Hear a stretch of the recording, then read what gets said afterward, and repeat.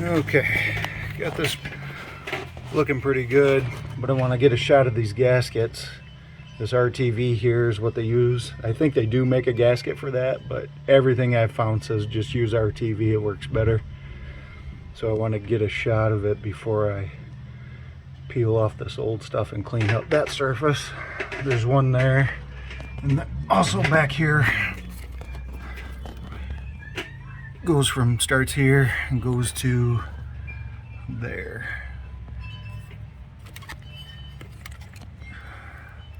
Kind of get a shot of that before I pick it off.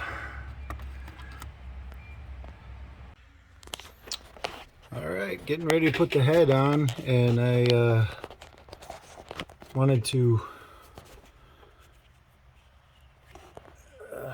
double check make sure all the holes are clear. And look at that one. This came out of this hole right here. Just run a rag down there, and it looks like it's full of oil. So you want to make sure you get all that out of there, otherwise you'll hydrolock it, or whatever you want to call it. Fluid doesn't compress, so you'll think you're torqued down when you're not. So you want to make sure all those holes are clear. So I'm going to keep doing that, and then we're just about ready. All right, here we go.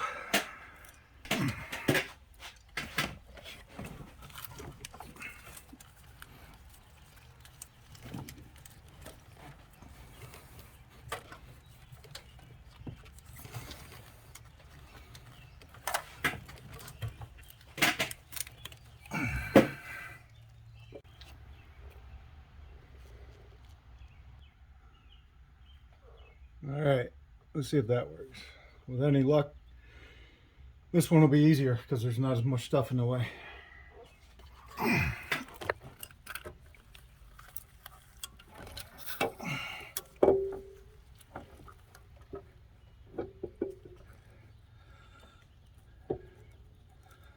There it is.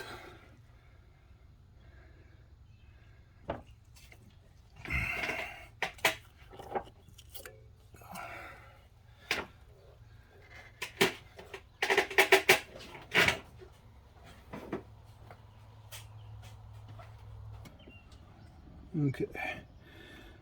What I thought was a big old gap right here is just a cutout. It's down nice now, so we can put in the head bolts and torque it down. Man, I don't know what to make of this. Kind of pause your screen and read that. I swear everything I look at has a different spec. This little piece of paper came with the new head bolts. Then I got the Haynes manual that says something else, and then online says something else.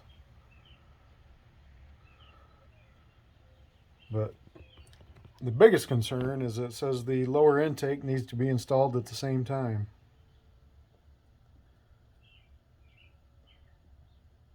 So I guess I'm going to call it a night and go take a shower because it's like 1,000 degrees in this garage. And think on this, and I'll probably get with the dealership on Monday. Okay, getting ready to torque this down here. I went to the dealership, and that's what they gave me for torque specs. So that's what I'm going to follow. I got my cheat sheet here to make sure I go in the right order. 1, 2, 3, 4, so on. All right, and I got my bolts there. We're ready to go. If I can find a place to set this thing. See how that works. Just getting a little oil ready. Put a little dab of oil on the threads.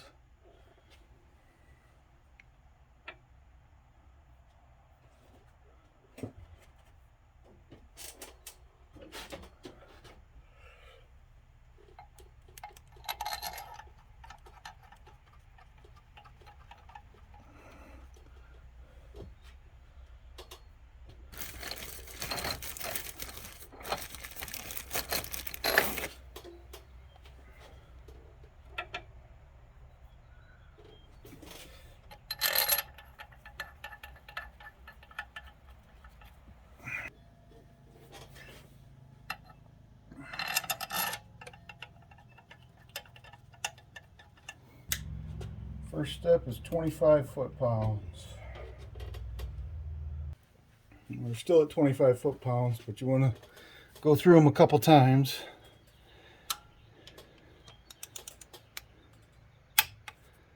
Make sure they pop off as soon as you touch it.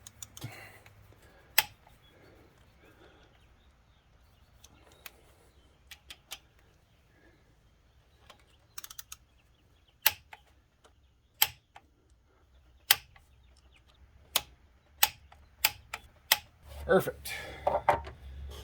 Now to step 2, 53 foot-pounds.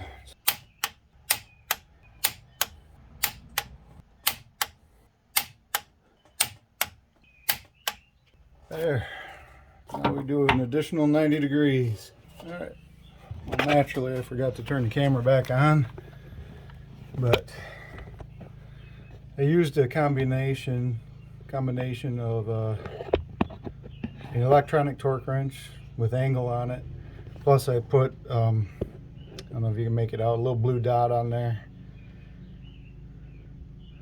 Started out over here, 90 degrees. So that one's done. Now I have to do this one. We're at the 90-degree portion. There it is. You can see my blue dots on there. That's just going to help me judge when it's 90 degrees.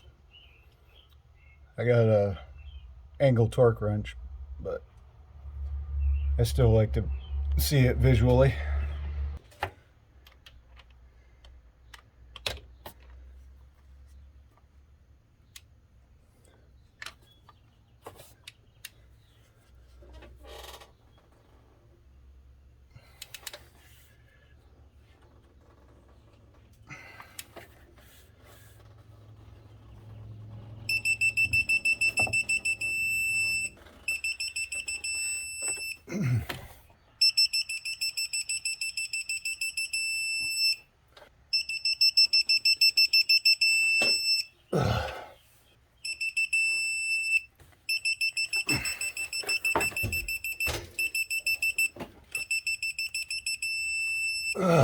Damn.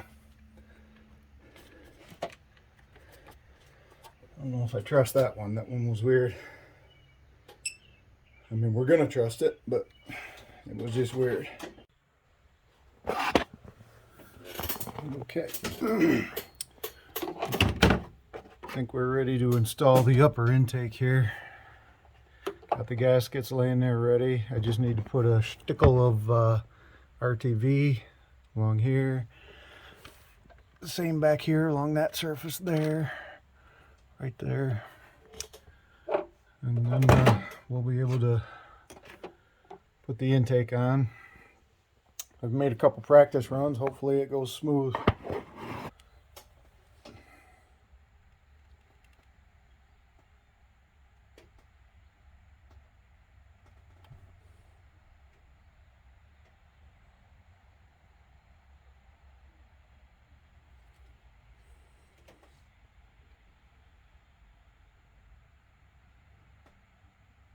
Probably should have started with the back.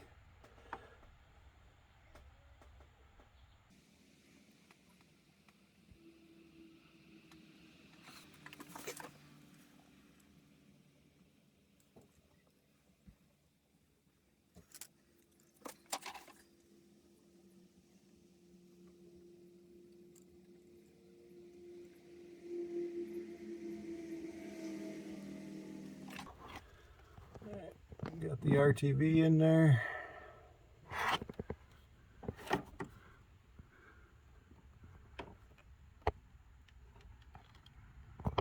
There we go.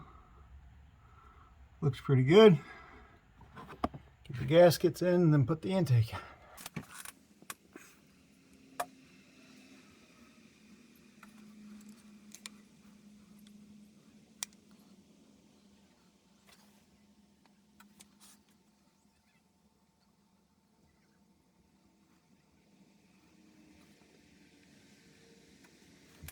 Okay.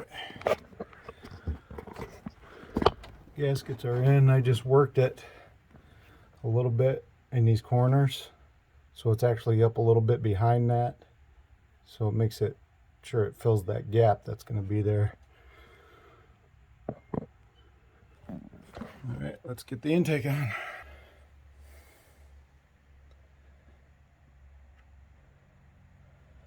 There we go.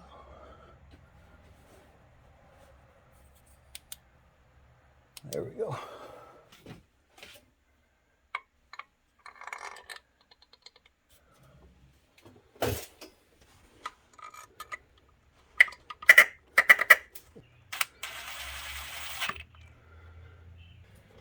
Let that sit for an hour and then we'll torque them down. Alright, I think while that intake is setting up, we'll try to get some of these, get the exhaust manifold put together. We're using some anti-seize on these as well. I love anti-seize. No matter what you do, you wind up covered in it.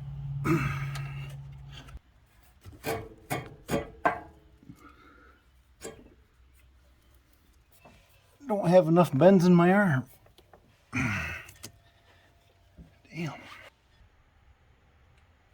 Alright, we're ready to torque down this intake. Goes in 4 stages. First one's 27 inch-pounds.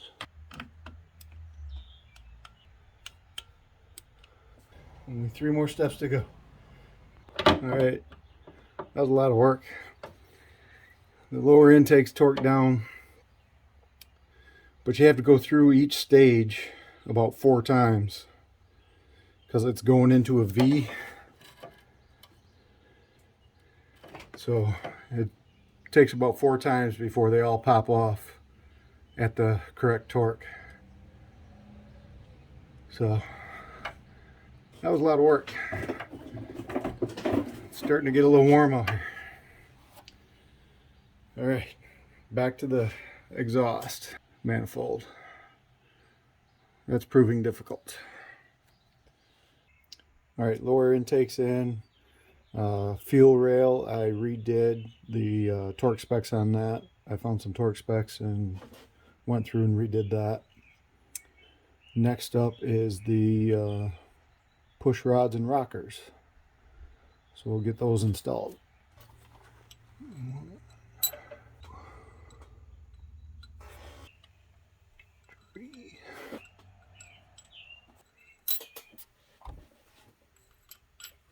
And 6. Okay. This is not product placement. I already did the lower end of the push rods. And we'll put some assembly lube in here.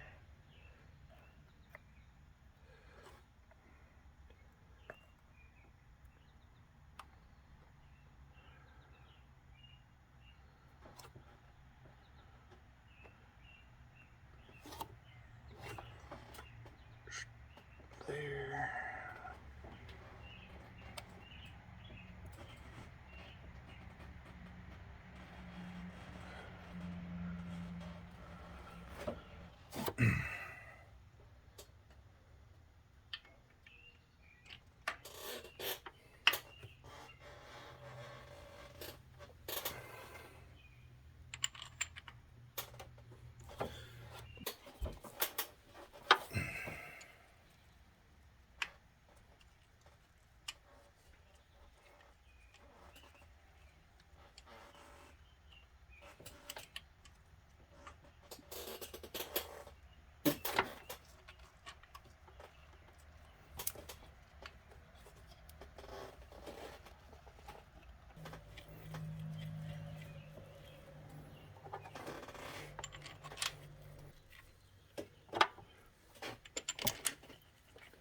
Now to torque them down.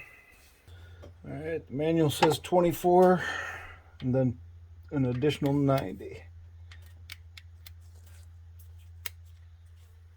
You always start with the center one. There we go, 24 foot-pounds, then an additional 90.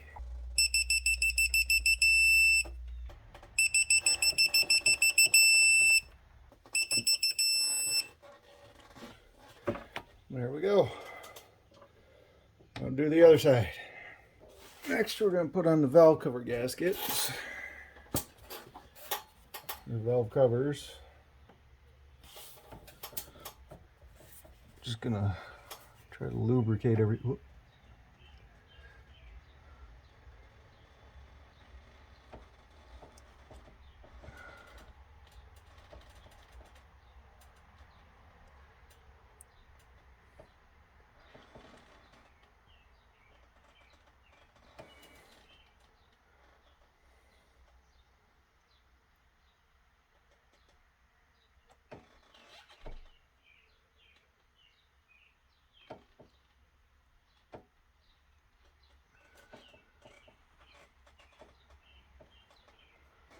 There. Don't want to dry hump this thing. Now, we do need to put some more RTV right here because this is the lower intake. That's the head. And they decided to make it a combination or a two-piece or whatever you want to call it. So we need a strip of RTV at each one of those seams. There's one back there. That one. That one.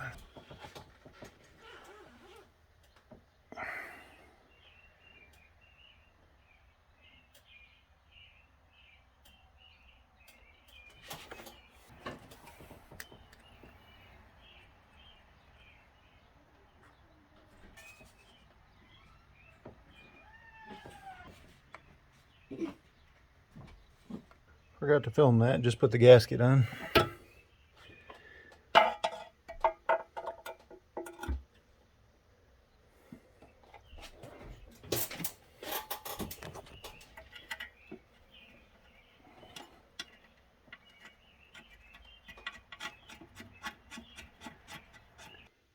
All right, both the valve covers are on. Starting to look like an engine again. I kind of screwed up on the right there. I didn't take a practice run to make sure I was set up properly, and I had the gasket on upside down lengthwise. So doesn't hurt to take a practice run before you do it for real. Should be good. We're getting close. While those are setting up, I'm going to top off the clutch master cylinder, which is right back there. Then I still need to hook up the exhaust pipe back under there. And then we'll start filling the transmission with transmission fluid in the transfer case as well. Well, we're back working on the Ranger here. My original plan was to work on the harness, put some new injectors on the harness, or new injector connectors. But it's raining and the rest of them are in the truck, so I'll hold off on that for now and start putting some of this back together, like the power steering and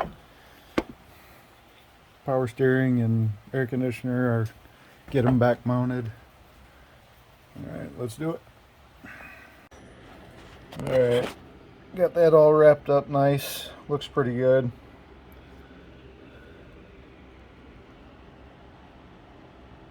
That one's good. That one's brand new. That one's good. Then two of these over here. Yep. They both have one tab broken off, so hopefully they'll still hold. They've been like that, so shouldn't be too big of a deal. Let's get this thing on the truck. We're just about done. Alright, it's all back together. Got the fire extinguisher. We're ready to go.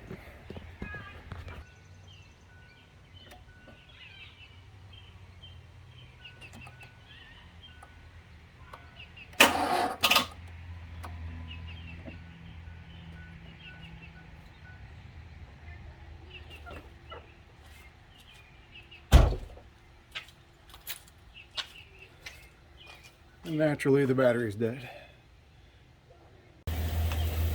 Alright, let's try this again. Got the jumper cables hooked up. Let's see what happens.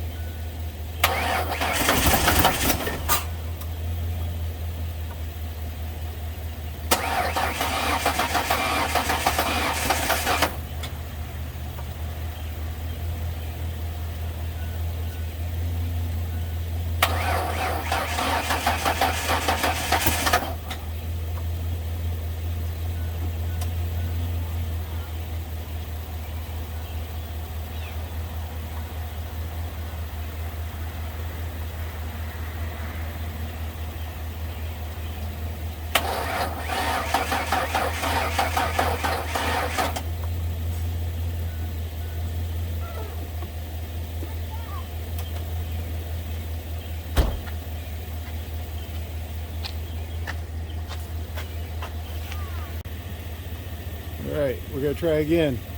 It almost went the second time, but I think the timing was messed up. Or not the timing, but the firing order. So I checked that and it was messed up, I think, according to the manual. And then the battery was just a little too dead, so let's try again.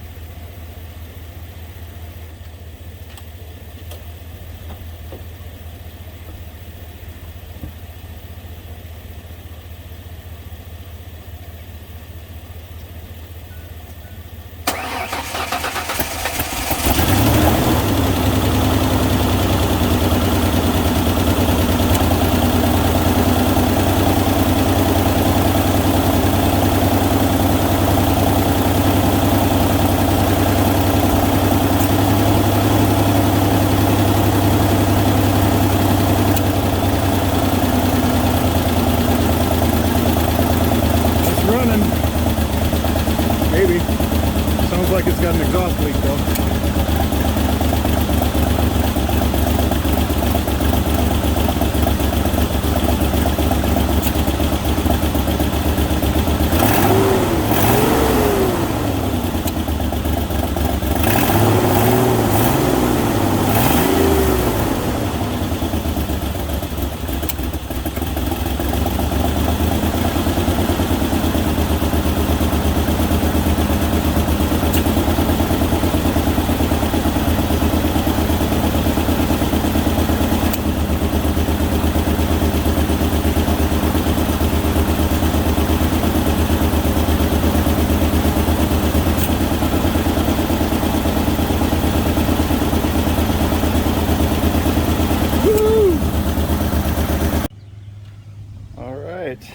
She's back together.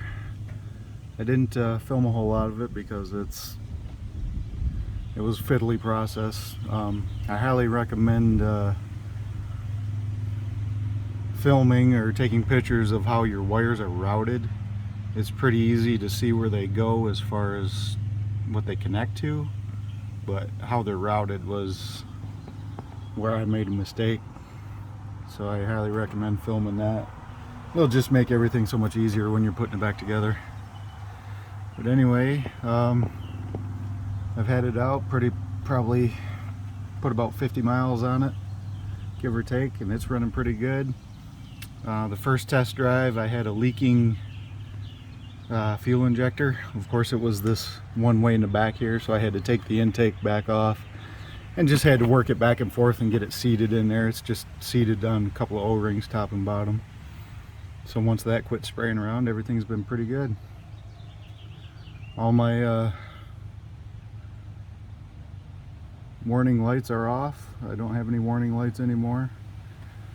I replaced the ABS sensor in the rear, which was obviously my ABS warning light. Replaced the connection for the oil pressure sensor. That was the only warning light on the dash, so that's running pretty good. I can't say it's got a whole lot more power. I was wondering if I would notice anything now that it's clean in there and not choked out. But it's got 300,000 miles on it, and she runs pretty good, and hopefully she'll go for 300,000 more. So that'll wrap that one up. Thanks, guys.